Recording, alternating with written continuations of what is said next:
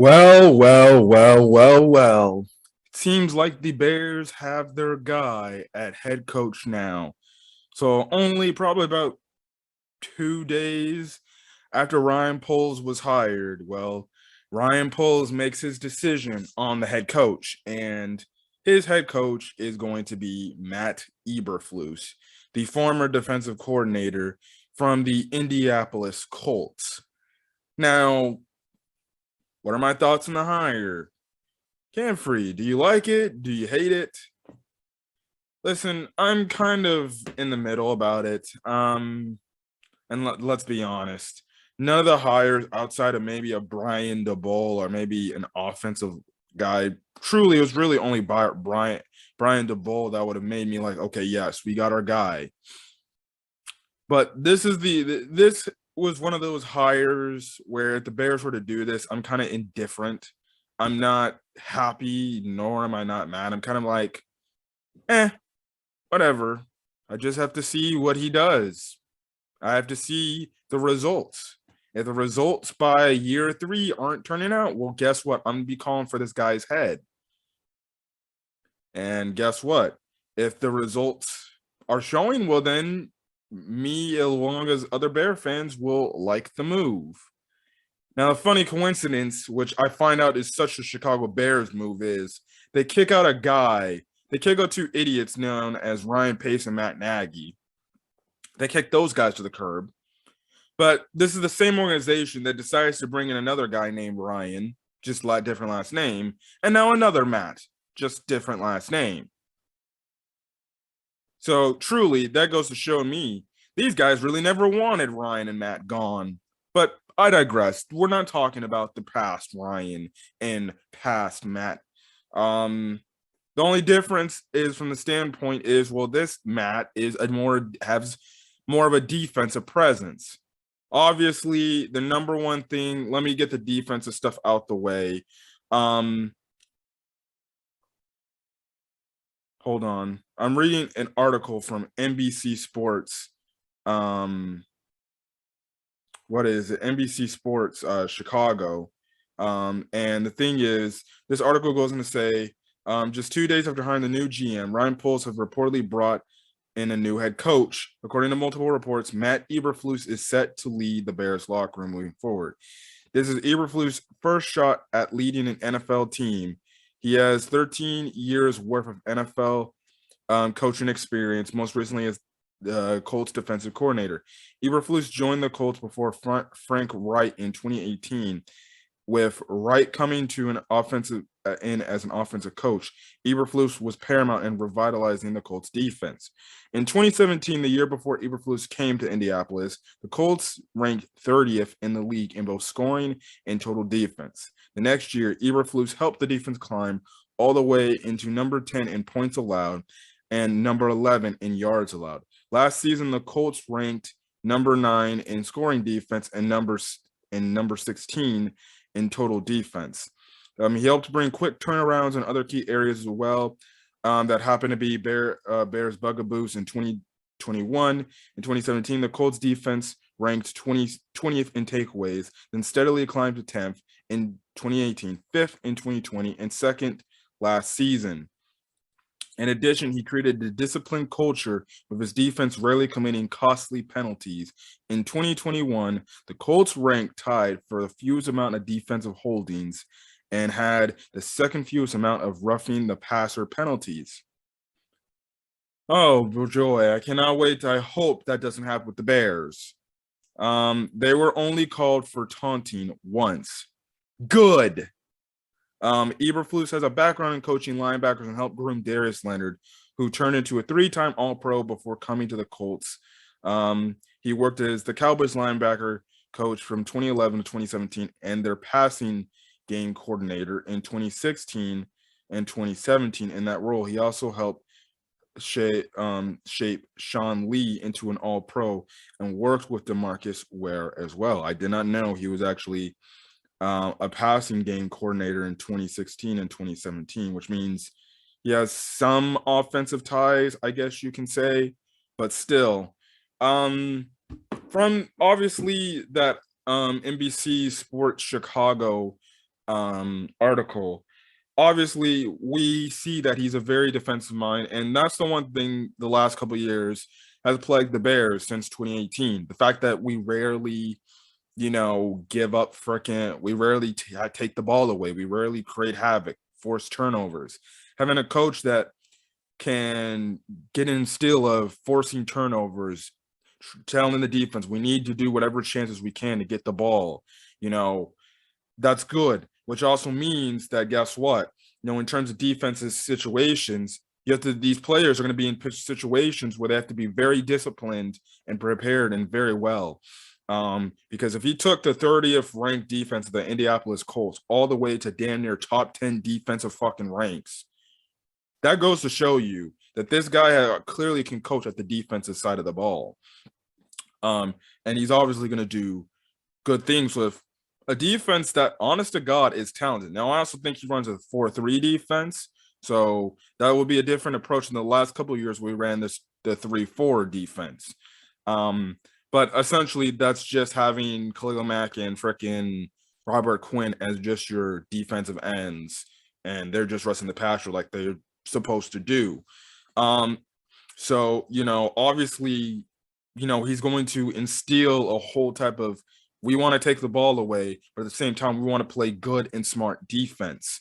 Obviously, that's the whole thing there, and definitely I like that. I'll get into the whole disciplinary action and the whole thing because I heard a lot over other people the fact that this guy is a no-nonsense guy. I want to save that for last because I feel like that's the most important part of the team as a whole.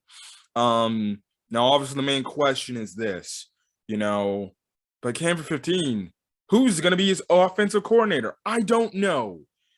I would envision while interviewing this guy, Ryan Poles has to say, listen, if you want this job, you have to know who your OC is going to be or have some semblance of who you want as who's going to be your leading candidate as the offensive coordinator, because we got a very talented quarterback in Justin Fields here, and stuff like that. And I'm more than likely guessing that Matt Eberflus has somebody in mind. Now, we're going to have to wait to hear that first press conference because, and this is the thing, we'll also see, will Ryan in this Matt iteration be able to handle press conferences a lot better than the last regime?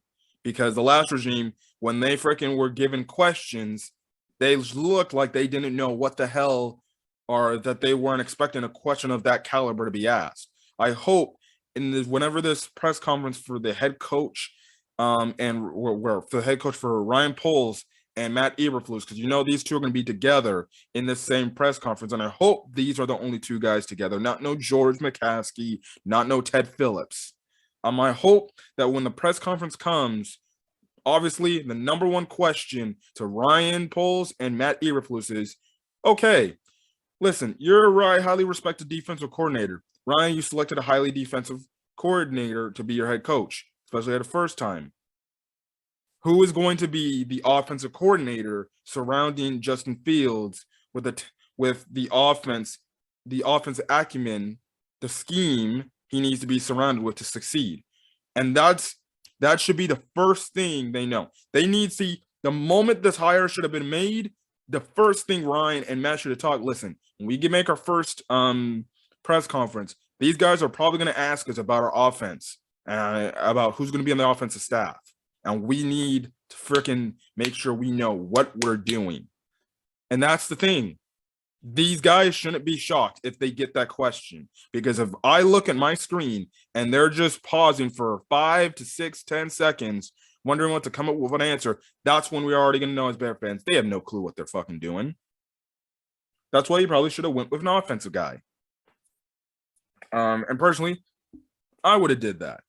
But, we'll see how this guy does, because there's been guys out there in the past who's predominantly been defensive guys that has solid enough offenses.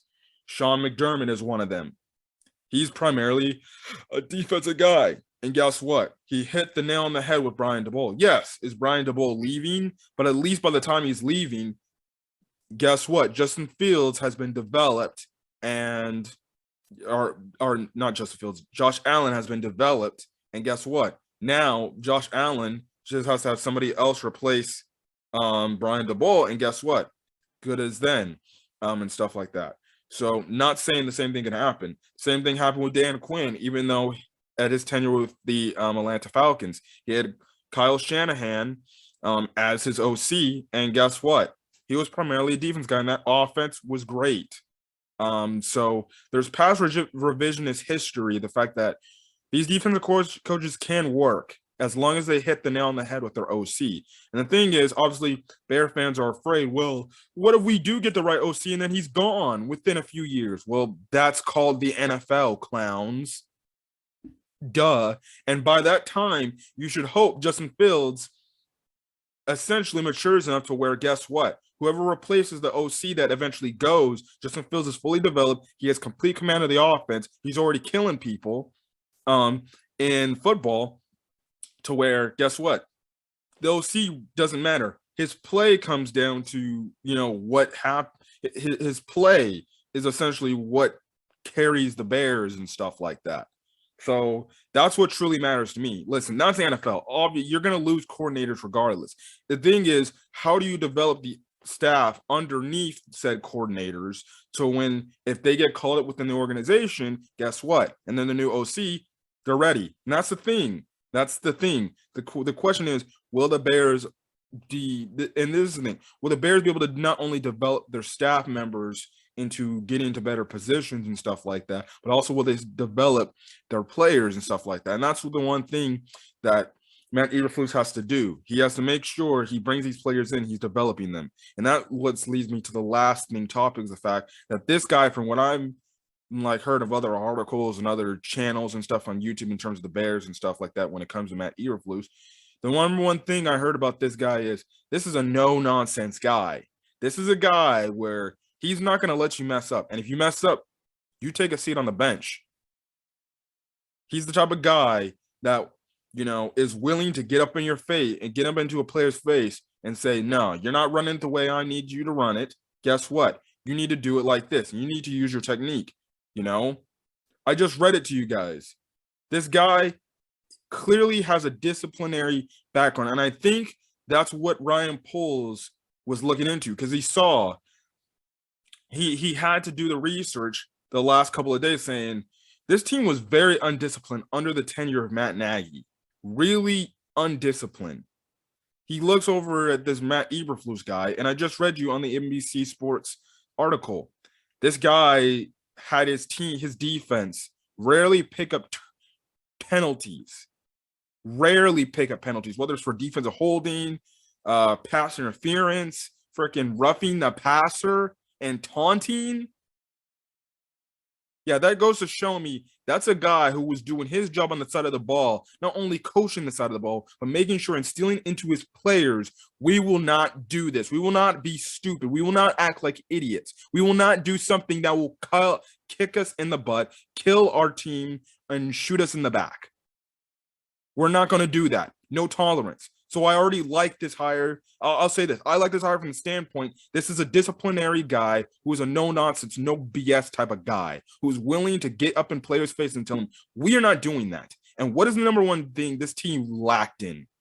Discipline. And that was the one reason why Matt Nagy got his ass canned. He wasn't disciplining players. Things like the Anthony Miller and the Javon Wims incident where they're punching guys in the helmet. That comes down to not disciplining your player. And guess what? You don't bench them for that. And Anthony Miller, you cut right off the spot anyways. But still, regardless, Javon Wims stayed on the team. That doesn't set the example of, hey, you can hit a player on the helmet in a game. Because Javon Wims did it, and he got away with it, and he's still on the team. No, I've always advocated the Bears should have cut Javon Wims the moment he did that incident, because it sets the example. This will not be tolerated. Matt Nagy had this whole crappy era of club dub and being all lighthearted and stuff like that, just being the type of coach that's relatable to people, relatable to his players. We don't need guys that are relatable to the players. We need guys that are going to come in here and tell these players, listen, we're going to make sure we are the most disciplined team in the league. That's a culture you should want. That's the culture, a culture of garnering respect, being disciplined. Telling your coach coming up in your face saying, I don't like how you did that. Or your coach telling you, why the hell did you do what you did to get yourself into trouble and with the police? That's the type of stuff we need. Somebody that's going to hold people accountable. The one thing I was sick and tired of the last couple of years, it was the Bears under Matt Nagy's tenure and even Ryan Pace tenure as GM of this team is the fact that nobody in this organization was holding anybody accountable. Ryan Pace wasn't holding himself accountable. Matt Nagy wasn't holding himself accountable. And guess what? That trickled down to the players not holding themselves accountable. And you had time and time again where you had guys like Justin Fields and even Roquan Smith saying, it would be nice to have just maybe a coach kind of come up in our way and just kind of hold us accountable for things we do wrong. And I like that. I like that because guess what? It goes to show you if a corner gets beat deep and a safety's falling asleep, or a linebacker misses a tackle, or a defensive lineman isn't getting off the ball fast enough, your defense being lackadaisical, offensive line giving pathetic effort blocking the ball, quarterback not making the right read or not holding to the ball, fumbling the ball away, wide receivers not getting on your brakes, getting open, catching passes, running backs fumbling the ball, not running full 100%. You will be held accountable for that. And if Matt Eberflus can do that, he's already won my respect as a head coach of this team because this is the type of nonsense we need. And I'm willing, and I hope one of these days that Matt Eberflus goes into one of the tournaments, look, this loss is on me. I didn't have my guys prepared and stuff like that. And I should have did this. And I hope he's that type of nonsense that not only take accountability for the players when they screw up, but that he takes accountability for himself when he screws up. And he knows, I made this wrong call, and that's on me. Not the whole thing where the offense runs through me, guys. It runs through me, and I'm not going to take any accountability through that. So, that's the one thing I take away from this, that out of everything else, this is the most important thing that I like, the fact that this guy is a no-nonsense guy. He's going to discipline these players when disciplined. Because guess what? There were reports from the Bears reporters, the fact that Matt Nagy's practices were lackadaisical. They weren't, intense or anything. Which makes sense. That's in a guy like Matt Nagy's personality. He's a nice guy. No, you got to get up in these players' faces. And I hope the difference is when Matt Eberflus comes in for training camp is a lot different to where these players understand, oh, this is different. And if you have players on this team that aren't prepared for what's going to happen, well, then guess what? Maybe they shouldn't be here. So, that's going to be very interesting to see. And I can't wait to see what Matt Eberflus does. Will he weed out personalities like Eddie Jackson, who I think are soft players? Tariq Cohen, who I think bitched out. I don't care what anybody says. He bitched out. He quit on the Bears. Other guys that ain't trying their butts off. Maybe Matt Eberflus will also be that guy who's like, okay, if this guy's going to work harder than you, then I'm going to play him. So we're going to see. We're going to see what Matt Eberflus does. And listen, I already see Bear fans criticizing this hire, like, why are we doing this? Listen, at the end of the day, it's like I said in my Ryan Poles video. We have to see the results. Yeah, does this move the needle for me? No, it doesn't. But at the end of the day, we can't criticize a guy just coming in and he's only been hired. We have to see the results. It's going to take about 2 to 3 years till we can find out, okay, is this guy BSing me, or is this guy amazing? And it's going to take some years. It's going to take 2 to 3 years. We're going to need to see the results. This team is in a position, they can at least make the wild card. This team is in a position. If we fix some of the roster problems we have in this roster, like the offensive line, offensive wide receiving core, this offense can be where the freaking Cincinnati Bengals are. Now, maybe not as far as they're going, but this freaking team, they can get into the playoffs. With the way it is so easy to make the damn NFL playoffs, you can get in there and be probably one of the worst teams in the freaking league. If teams like the Eagles can make it, and they aren't even freaking good, they can't pass for crap. Guess what? The Bears can do that. They can get by. And if it's a convincing way to get into the playoffs, guess what? I'll take it. Playoffs are an easy thing. This team, it's not in a position to win now because we don't have that roster, but it's in a position of saying we can make the playoffs. So, listen, we'll see where this goes. Look, I'm still shaking on the offensive staff for Matt Eberflus, but the things I like is the fact that he can bring and make this defense a top 15, top 10 defense in the league, what we used to be back in 2018. That's good. And then the whole disciplinary action, the holding people accountable, players accountable on his team. And I hope he also holds his staff accountable. That's what I like. That's what I like. That's what I want in my head coach. Offense, that's another question for another day. We'll have to see when that first press conference comes. They better have a damn mind, or they better have a damn answer to that question. And they better expect it. Because if they don't, well then, I'll be back here 3 years later saying we need to get rid of these clowns. But anyways, that's my thoughts on Matt Eberflus being hired as Chicago Bears head coach. It can work either one of two ways. It epically, or we're celebrating year in, year out, always making the playoffs. Like I said, this hire doesn't do anything for me, but at the same time, I'm still pretty excited to where the future holds. Ryan Poles got his guy, and we're just going to have to deal with it. And we're going to have to move on, and hopefully, we understand and we go behind Matt Eberflus and trust in what he says. Again, like I said, that first press conference, it's going to say a lot between Ryan Poles and Matt Eberflus, and we'll see. But other than that, guys, if you guys like the video, leave a like. Put in the comment section your thoughts on the hire. Do you like the hire? Do you not like the hire? Any questions about the hire? I might not have all the answers, but listen, we'll have to see as the time goes on. If you guys like the video, leave a like. Again, hit the subscribe button to Cam Free Talks Pro Sports, or Cam Free Talks Sports. And yeah, but other than that, guys, I'm gonna get out of here. I'm gonna plan on making a video talking about the Sean Payton news and what could happen there. But yeah, but other than that, guys, I'm gonna get out of here. Hopefully, you guys have a great rest of your day or night or enjoy this video. Until then, guys, I'll catch you guys later. Peace.